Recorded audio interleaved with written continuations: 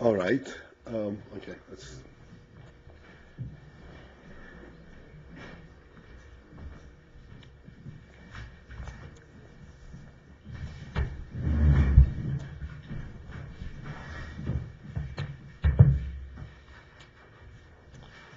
We will start on the fourth line from the top, on page 103. We went a little further, but we need to this continuity point.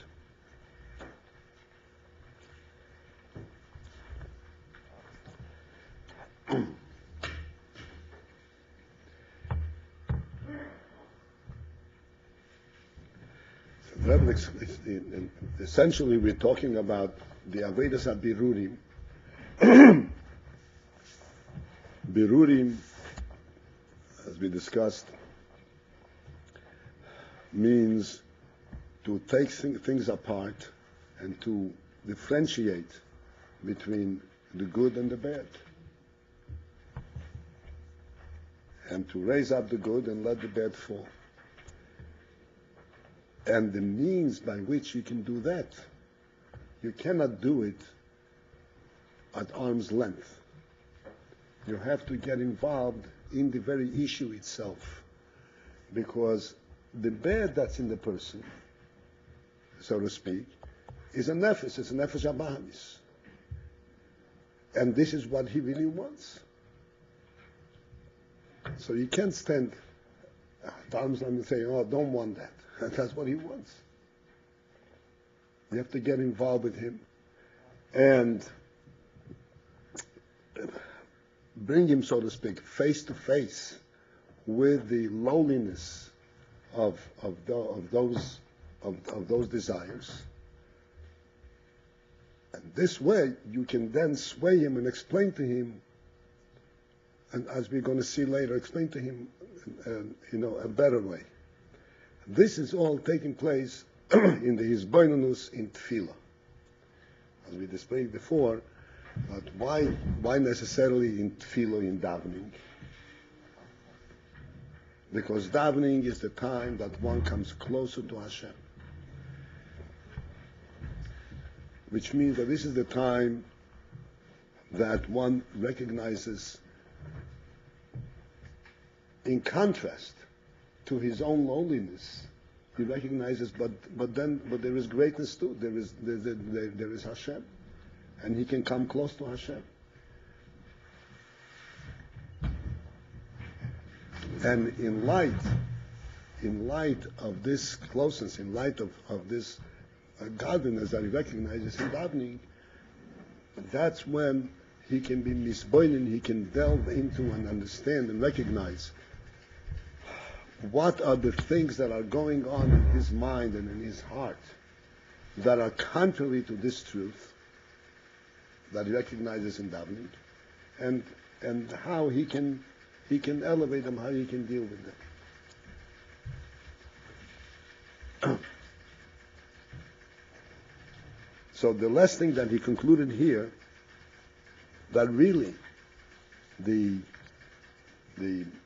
ills, the spiritual ills that a person has are so concealed that he himself is not even aware of it, and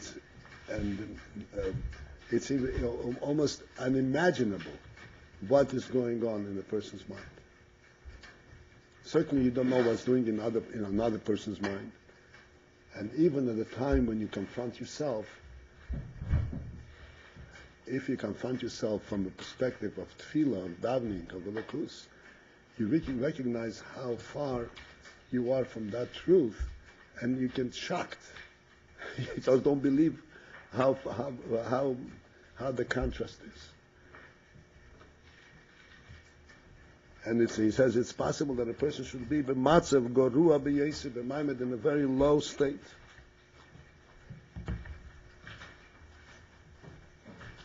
This is not for the purpose of putting anybody down.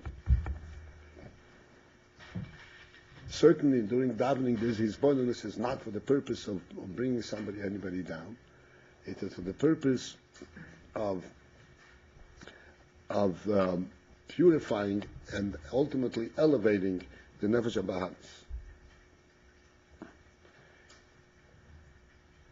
So this is what he says. Be'ezat tefilosei, be'ezat tefillah.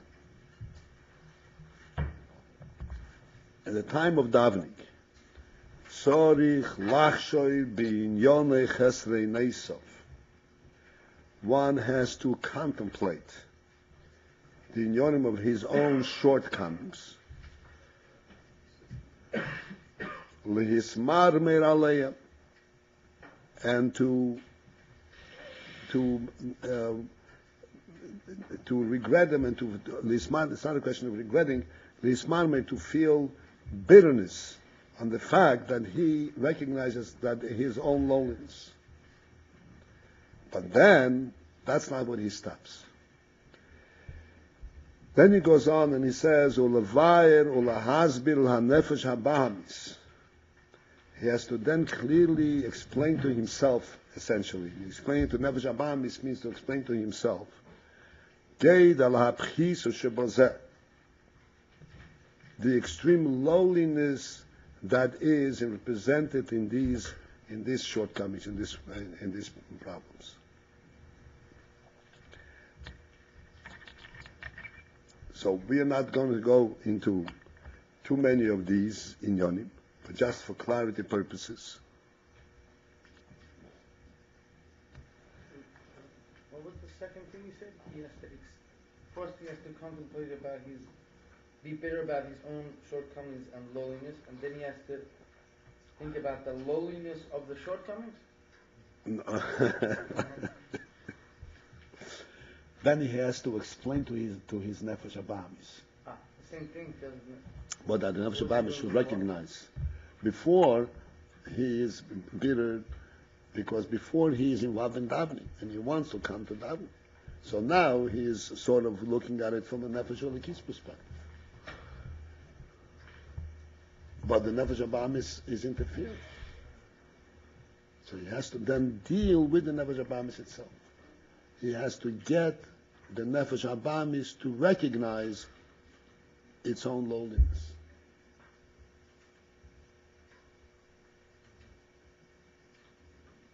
How does he do that? Oh.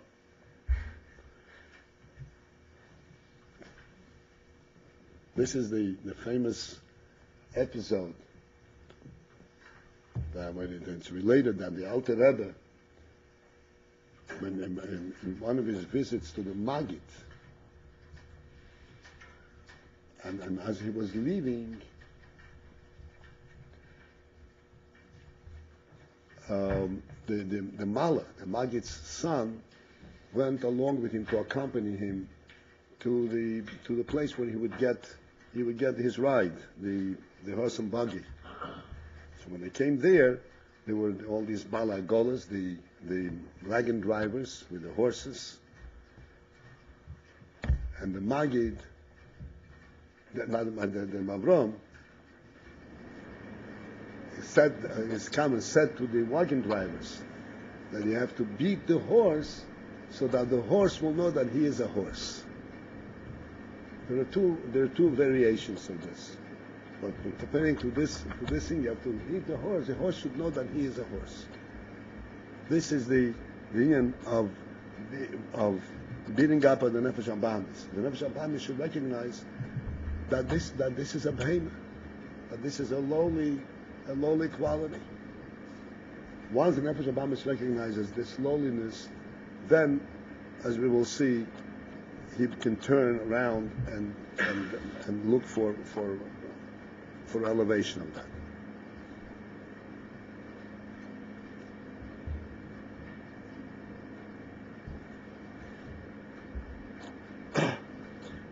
All right. So first, I want to kind of explain this principle.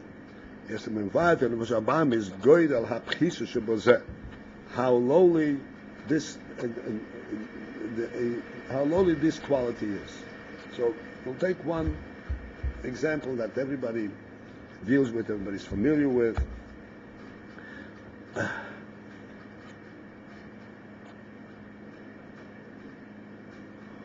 um, let us say, the aspect that there is a tendency, mitzad the nefesh habanis, there's a tendency in a person to prove himself better than the next guy, to be above someone else. In other words, it isn't that he is seeking the value of the good. You know, he wants to excel. He wants to know the Gemara. He wants to know the union that he wants to know. In addition to the union that he wants to know, it makes a difference to him that he knows better than somebody else. This is very common. Nobody's going to be insulted if you tell him, you know, that this and this is a very common tendency. And it's not such a terrible thing. You know, children, on the contrary, we tell children, listen, you have to be the best in your class and so forth. But ultimately, when one grows up, one has to recognize the value of his pursuit, the value of learning, the value of davening, as an intrinsic value, and value all unto itself, not in relative, not in comparison to somebody else. As a matter of fact, every person is different. Every person has different qualities and different abilities that the Rebbe gave him. And if he has better ability than somebody else, and he is just excelling over the other one, he's not accomplishing anything. He has to accomplish the extent and the ultimate extent that his abilities are granted to him. That's his responsibility. Just to be better than someone else is insignificant. But there is that tendency in the person.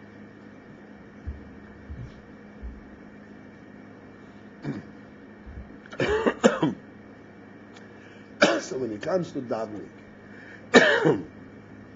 this is, so to speak, the moment of truth in a person's daily life. He's now standing in front of the Meibush.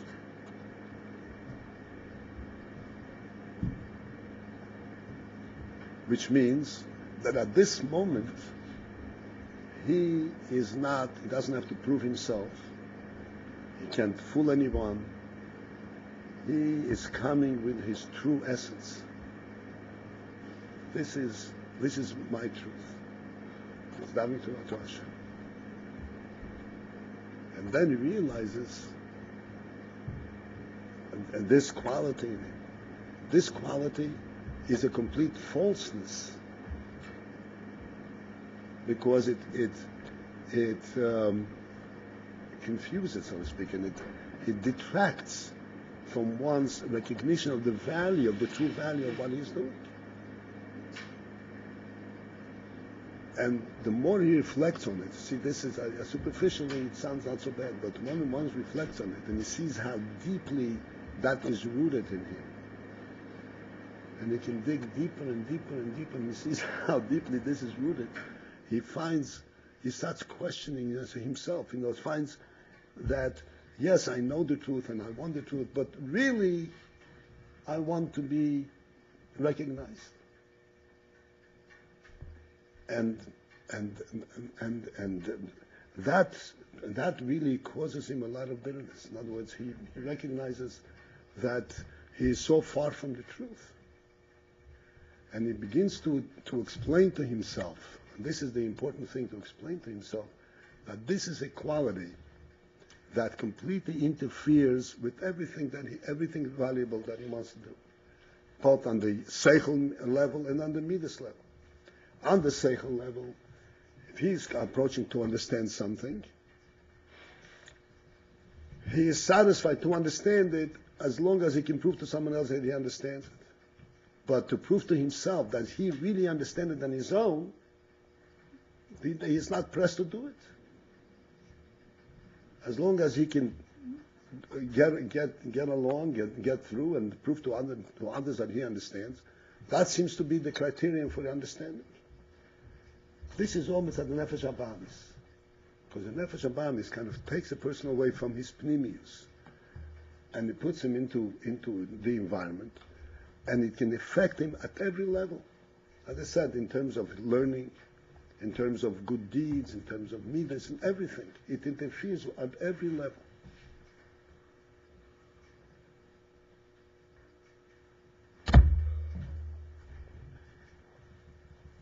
So when he reflects on this,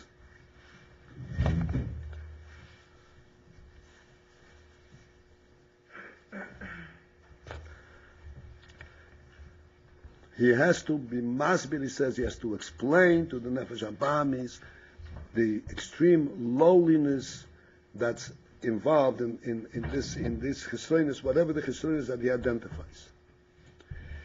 When he explains to the Nefesh Abamis these lowliness, asher alidei zeh, then as a result, through this process, this reflection, mizdachech klolus mehuse shal nefesh abamis. In general, so to speak, there's a general effect of the nefesh abamis, such that the essence of the nefesh abamis, mizdachech, becomes somewhat refined. How does it become refined? In two aspects. One is that, as we said before, he knows that he is a behemoth. He recognizes that this is low. And also that he gets an inkling, he gets a sighting, he gets an insight how wonderful it would be not in order to have something else, to have the truth. How wonderful the truth is. This sight, this recognition by the Nefesh Abamis, the wonderful qualities, that truth is really a wonderful thing, is an enormous accomplishment. Because in and of itself, the behemoth is really not interested. You'd be surprised when you talk about it. It's a human being. But that is really the truth. That is really the fact of a human being. There is this nefesh abamis that really is not, to start with, on its own, is not interested in the truth.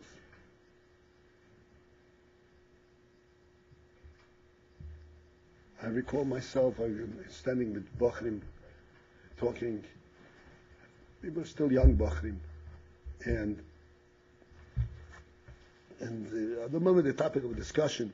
In any case, as we were talking, I said, for sure everybody wants to become better. So one of the Bochrim said, "Who says? I'm happy where I am."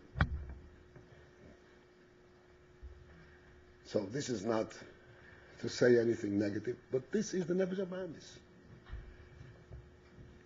Well, if you don't reflect, you don't see it, and you don't satisfied. The bread tastes good, the fish tastes good, the meat tastes good. What do we need to change? So if the Nefesh Abamis gets an insight and gets a feel that this is low, that's a tremendous accomplishment. That really purifies the Nefesh Abamis, gives the Nefesh Abamis a human sense.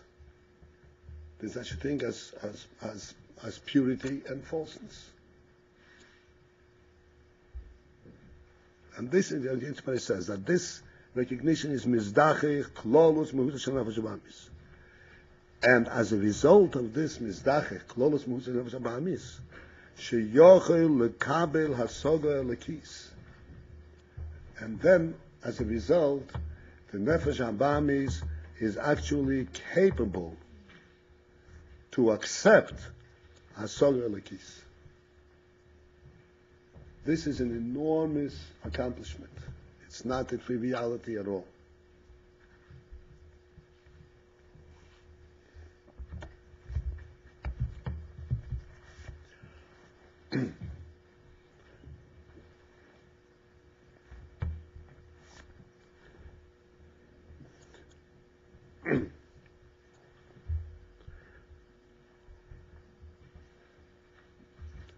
this inyan, that the Nefesh Abamis is able to understand Hasoga Lekis,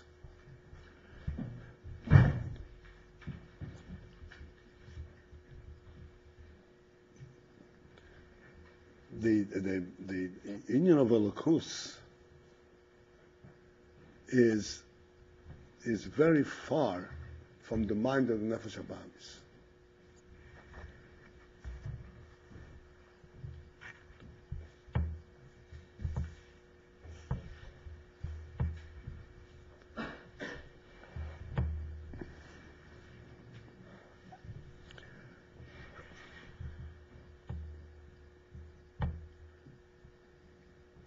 I'll give you an illustration of an idea what's meant Hasoga Lekis.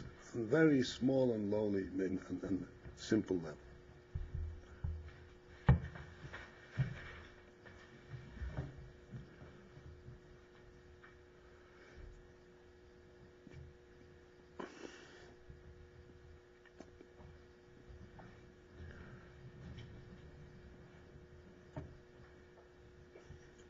I can't think at the moment another example, so I'll give you an example from Korbanos, but the idea will be clear. A person is makriv a korban, and he does everything right. But at the time when he does it, he thinks in his mind that he will eat this korban tomorrow, which is past the time that the korban is allowed to be eaten. It's called machshavas hazman. This korban is called pigul. Not only is it not a korban, is it posel, but it's pigul. Pigul means it's despised. And there is a chorus involved if you eat it. The whole turnaround. All he did everything right.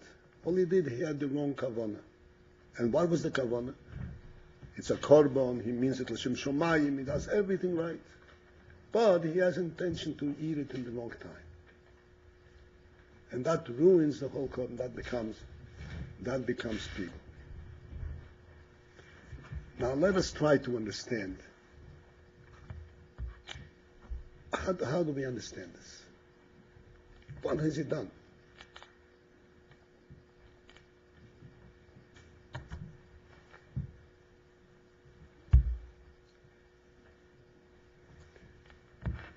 So let me try and give you a little introduction to this.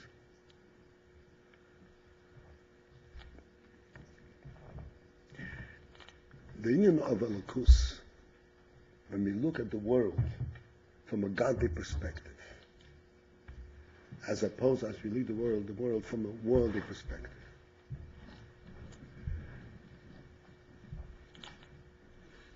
We are used to seeing the world. It's here, it's a presence. It's right here. What is the truth? The truth is that the world is not here at all. The truth is that the world is being created by Hashem every instant, Be'esh Miyayin, as we learned in Tam.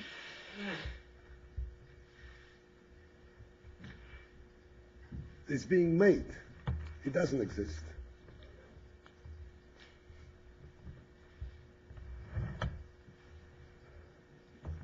So since it's being made, so now this korban is being made by this person.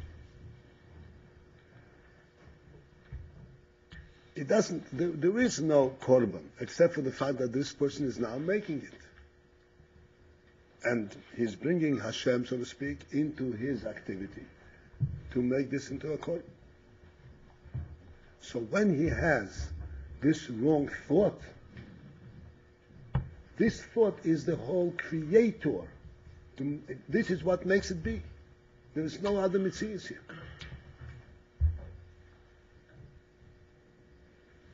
And because this thought is the whole creator of this entity, so therefore this one thought can ruin the whole mitzvahs, because there's no other mitzvahs. The mitzvahs is what is being made now by the mitzvah of the Torah. And if it is not being made right, there is nothing. There is no cordon, there is no animal, there is nothing. This is called Atzoga Elokis. In other words, to see things from a perspective that it doesn't exist on its own, it exists only because of Hashem's prayer, because Hashem makes it. This is the exact opposite of the orientation of a behemoth. The Nefesh HaBahamis, what's his orientation? There's a whole big world. I want. But when the Nefesh HaBahamis becomes nizdachech, as we said before, it becomes a little bit purified, a little bit refined, by recognizing its own lowliness, and you tell it, listen, but really there is a real good and real truth, and that truth is in Elokus. He becomes capable of relating to Hasoga Lekis. Because he sees that its own mitzvah is very lowly, and that way he can turn around and start looking, where is the truth? And he can begin to understand Hasoga Lekis, see the world, see himself from a godly perspective. Because there he sees a real valuable thing. This is what he says here. That he is mizdachich, and as a result, he becomes capable l'kabel, to accept a hasoga lekis. To accept means not that Nefesh HaBahamis is going to understand it on its own. It's still a behemoth. But he's able to accept that. He says, I hear what you're saying. I can relate to it. The Nefesh HaBahamis, so the Rebbe explains this more in detail. The Nefesh HaBahamis, because the Nefesh HaBahamis Hagam Shehu Seichel. Although that the Nefesh HaBahamis actually is Seichel, it has Seichel. The Zeho HaHefresh, where this is in fact the difference between the Yetzer Hora, between the Yetzer Hora, Shehu Midois, which is Midois, and Nefesh HaBahamis Shehu Seichel. And the Nefesh HaBahamis, which is Seichel. We always speak of the two things, Nefesh HaBahamis and Yetzer Hora.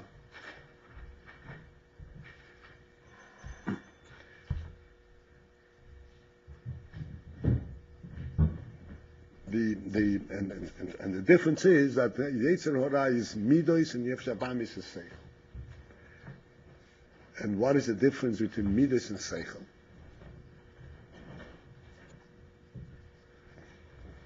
Midos are set. Midos is how one feels, how one relates to something directly. There is no such thing in Midos as doing research, figuring things out. Midos is a feeling. I feel this way, I don't feel this way. Seichel has the capability of researching, of figuring out, is this right or is this right? It can have different perspective and different viewpoints. This is the Nefesh HaBahamis. So Nefesh HaBahamis itself actually has the capability of figuring things out.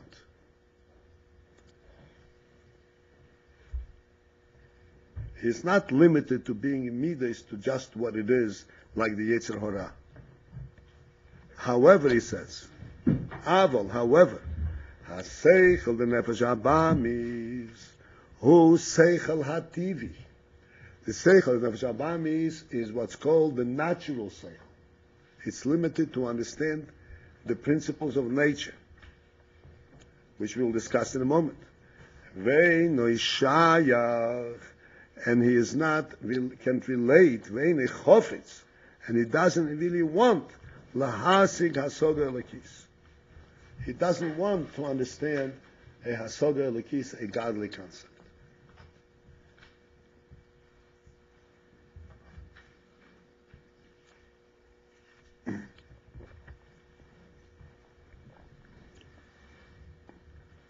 What is Seichel HaTivi? Seichel HaTivi means the natural Seichel.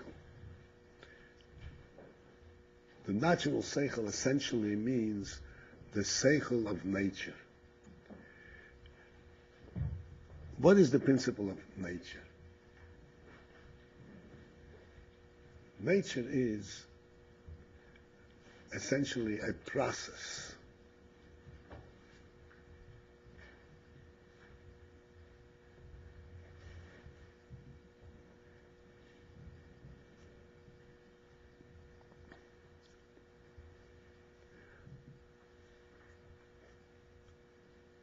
Let us examine an aspect what the Alter Rebbe explains in Tanya.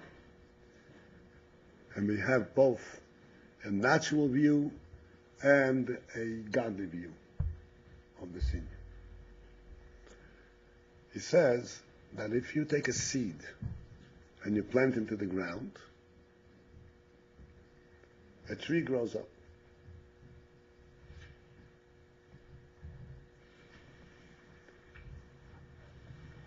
So in here, we can see there is a natural view and a godly view. What is a natural view? Natural view is that this seed contains a miniature of this tree. And then, when it splits open, it begins to develop and draw nourishment for it from the ground. And that's how it grows up into a tree. So here there's no miracle involved. It was a miniature tree, and it grew up into a big tree. This is called a natural view. From that perspective, okay, let me go to the other side, and the Alter Rebbe explains it, and then we will see the difference. The Alter Rebbe explains that in fact, that is not what's taking place. That's not how the tree grows. What happens is the seed itself disintegrates. You know what disintegrate means? Disintegrates. The seed itself rots away, it disintegrates into the ground. The ground has been granted by Hashem at the time of creation to produce every kind of plant, every type of tree. This is inherent in the koyach hatzemeach sheboretz. It's called koyach hatzemeach sheboretz, the power of production of vegetation in the ground. The ground has that koyach. But that koyach we don't see. It's inherent in ground. All we see is earth. But there is a spiritual koyach in this ground, earth, that it can produce every kind of vegetation. When this seed disintegrates and it unites with the earth, because this is a seed from an apple tree, let's say, so it elicits, it calls forth from the earth, from the general koyach, hatzomech, from the general ability of producing vegetation, it isolates and it says, give me that tree. And then the earth produces that tree. And the actual growth is not from the seed. The seed is only what's called a solicitor. Halo asman. It calls it out. But where it grows from is actually from the koyach hatzomech sheboretz, from a godly koyach in the earth.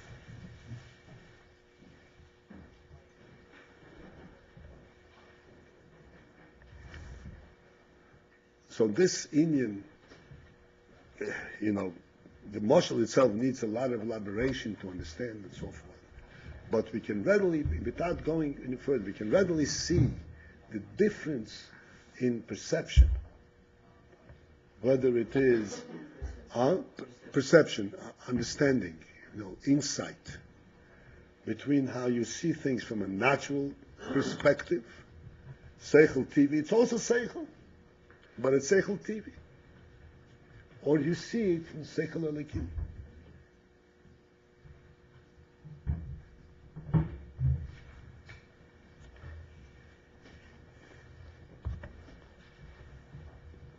Now, one more step, and we'll come back to this. The Nefesh HaBahamis naturally will tend means it will be interested in the Seichel TV. Tend means direct, it will draw. It's much more interested in the Seichel TV. That makes sense. It keeps things, so to speak, on a physical plate that it can relate to. It will tend to Seichel TV. The inner of a Seichel Eleki, to understand that there is a godly phenomenon, you know what phenomenon is? A godly occurrence in this growth. The Nefesh HaBahamis doesn't want to know it. It cannot, and it doesn't want to know it. You're saying that this tree is some kind of an invisible koyach, some kind of miraculous koyach, godly koyach. I don't know it. I can't. I'm not interested. I'm interested to see how it comes from Gashmis. Why? Why is he interested? This is the point. Why is he interested in Seichel TV, not the Seichel Eliki? The answer is that Seichel TV, it has a certain assurance. It lives in I know for sure if I put the seed, I can see how it's going to grow. So therefore, I have a certain assurance. I can relate to it. I have a personal security. I know how it works and how it's going to work. I don't have to rely on the Meibashin to give it to me. It's going to happen because it happens automatically. I'm going to force it to happen. That's the Seichel Nefesh HaBahamis. Also? The koyach that in the ground you call the koyach HaSemach? Koyach HaSemach.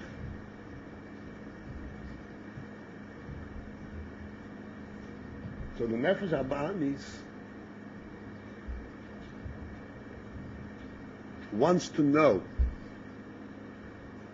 that from the perspective of Nefesh HaBahamis, a person, it would be easier to express it, wants to know that he is on solid ground and that he can make things happen. In this world that he lives in, he can make things happen. He doesn't have to resort to anything else.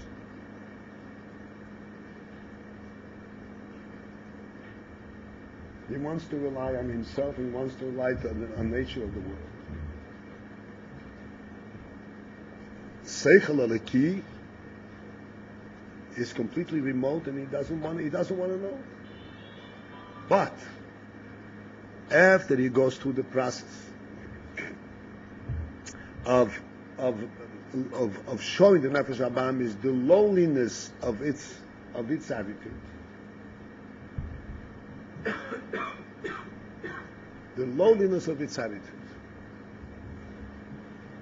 then the Nefesh HaBahamis also will be open to accept a godly concept.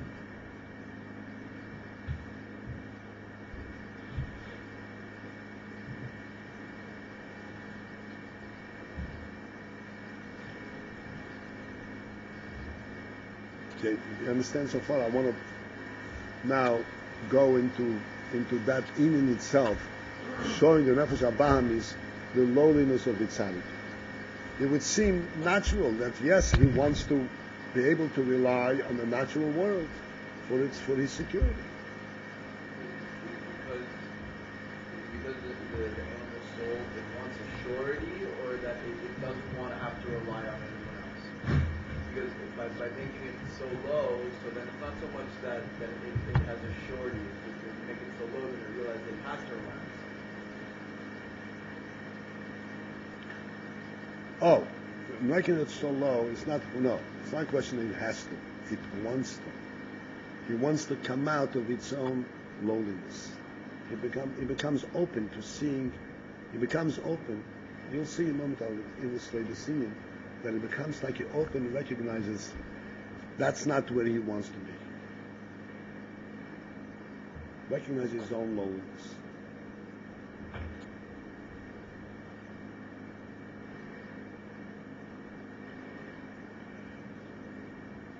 We discussed in the past the story with the serpent and Eitz Hadas, where the serpent caused the whole tragedy of the Eitz Hadas. As a result of that, he was cursed. What was the curse of this serpent? What was the curse of the serpent? Everybody knows what I'm talking about?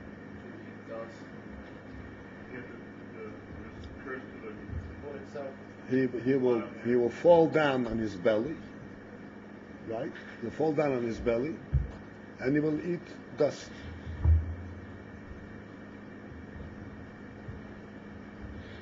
Okay? So now, let us reflect. The serpent is the illustration of the Nefesh HaBahamis, essentially. Higher and lower, but essentially the attitude of the Nefesh HaBahamis always reflects in some way, in some level, the inner of the serpent.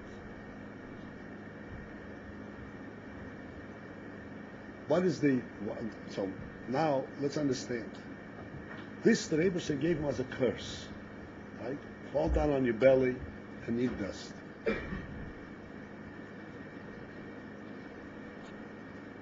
Now, if we reflect from the perspective of the serpent himself, what kind of curse is it? He was previously to that he had legs, as it says. He had legs. Now he's on his belly. When you are on legs, you can fall and hurt yourself. If you're on your belly, you can't fall.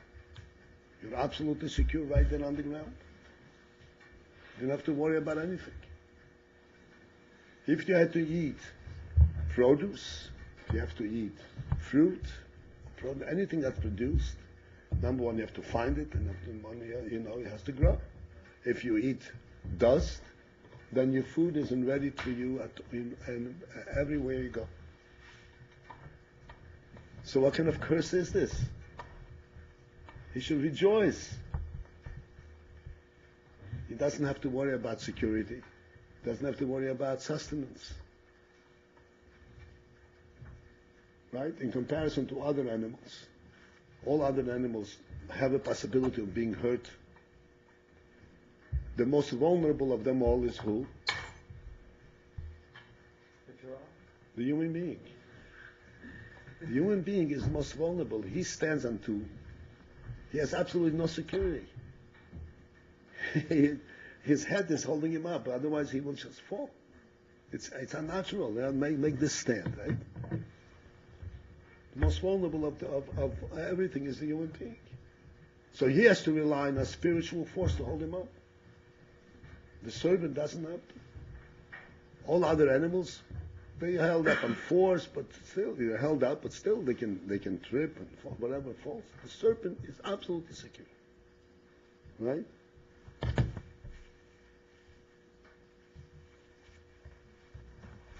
So, and yet this is, so to speak, the ultimate of curses, the curse of all curses.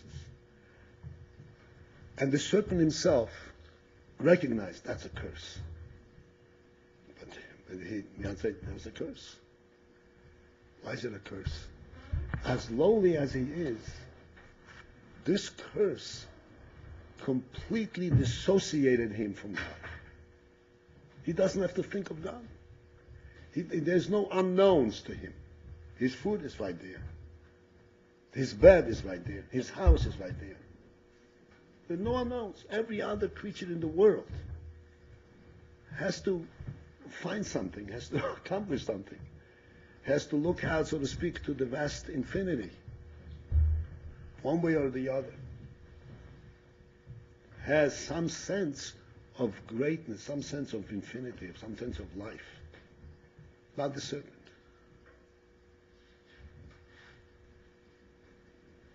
He doesn't have any of that.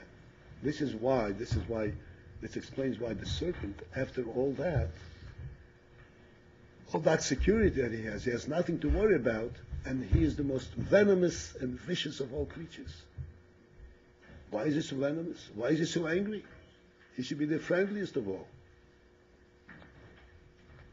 Because he does not have the sense of infinity, he doesn't have a sense of godness at all.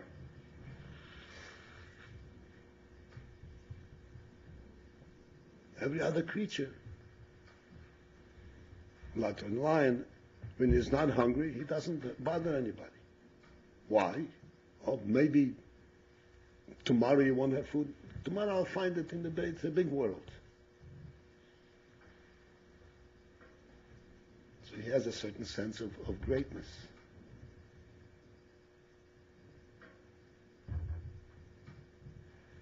So when you come to the Nefesh Abamis, the human Nefesh Abamis, who also has the tendency, I want my security, I want my reality, I want my worldly base, and you show him that this is really a lowly quality, he rejects it. He recognizes this is a lowly quality. He wants to have Hasogelikis, he wants to have some connection to Elokus. Something that is greater than world, something that is bigger, that has an aspect of infinity and unknown. And then the idea that the tree grows from a koyach hatzomeach, he can relate to it. He likes that. Whether he understands it or not, but he likes that idea.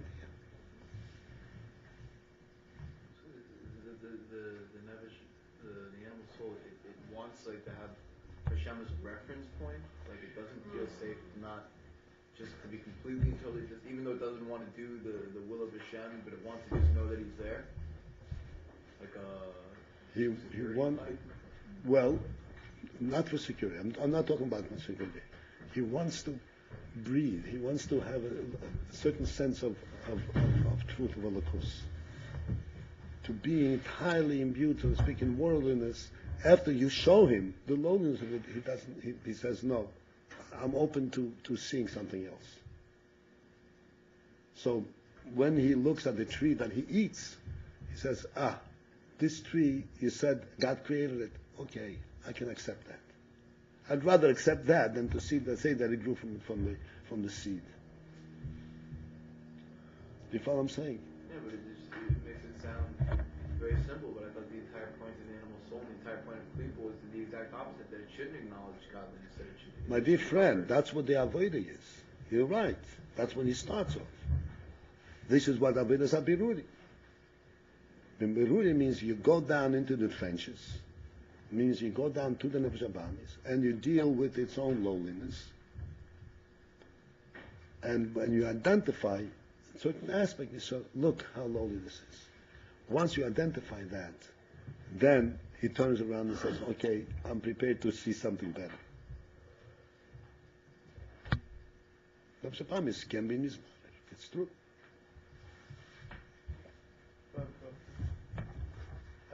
Yeah. Does that mean an animal can, in some type of conscious sense godliness? Not the animal. The animal in the human being. Different type now? It's a different type, right?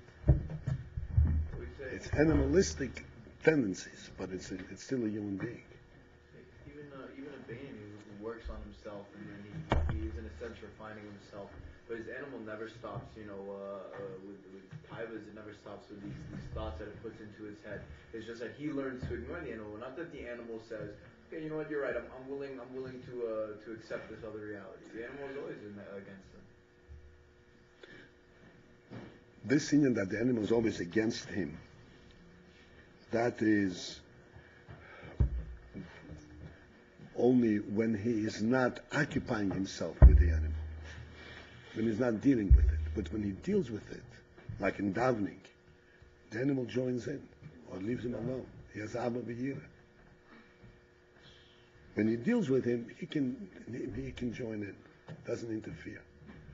When left alone, yes, then he can revert back to where he was, because he didn't change the essence. But he can refine him, that he also recognizes there is something better.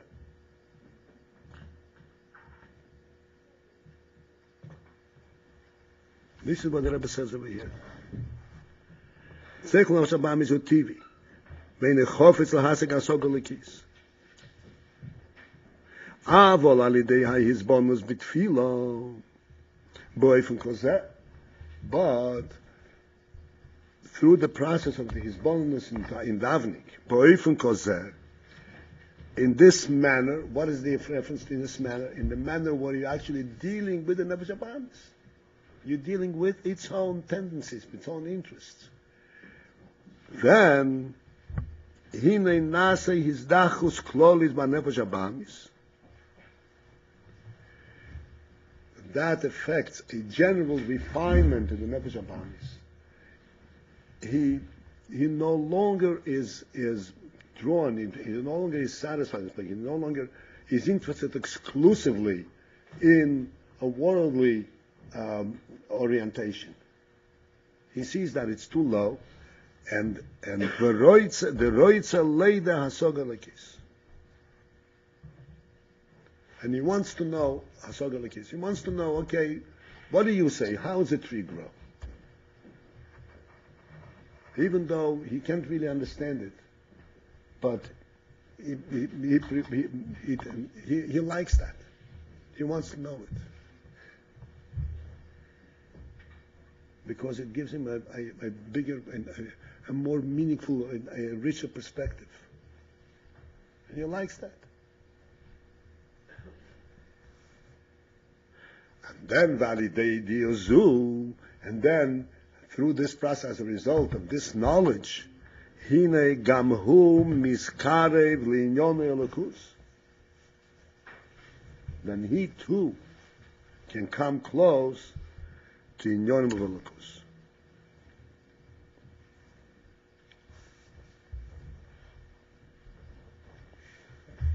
Okay, we'll see the next line briefly.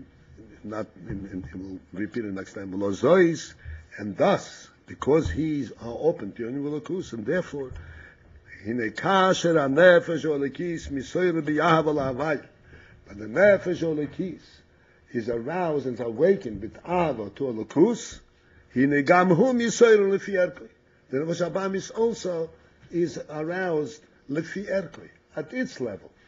But he is not completely devoid of it. He is not completely strange to it. He can relate to it.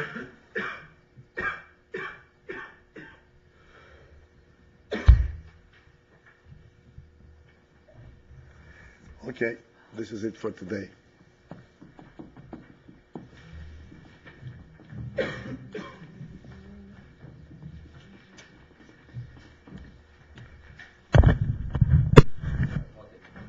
You want to start it off or what?